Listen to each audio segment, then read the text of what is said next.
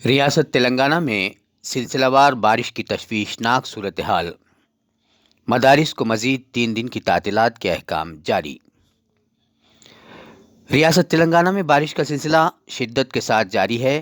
شدید بارش نے ریاست کے کئی ضلعوں میں سیلاب سی صورتحال پیدا کر دی ہے، جس کے پیش نظر چیف منسٹر کے چندر شیکھر راؤ کی ہدایت پر محکمہ تعلیمات نے مدارس کو دیے گئے تعطیلات میں مزید 3 دن اضافے کے احکام جاری کر دیے ہیں۔ اس طرح اب 16 جولائی تک تمام سرکاری اور غیر سرکاری مدارس بند رہیں گے۔ ریاست کے کئی اضلاع میں پہلے ہی سے ریڈ الرٹ جاری کر دیا گیا ہے۔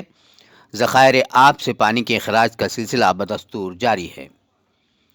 صورتحال کا جائزہ لینے کے لیے پہنچی ریاستی وزیر تعلیم مسز پی سبیتا اندرا ریڈی نے آج وقار آباد میں میڈیا سے بات کرتے ہوئے کہا کہ شدید بارش کی وجہ پیدا شدہ صورتحال میں طلباء کے تحفظ کی خاطر چیف منسٹر کے چندر شیکھر راؤ کی ہدایت پر تعطیلات میں 16 جولائی تک توسیع کا فیصلہ کیا گیا ہے۔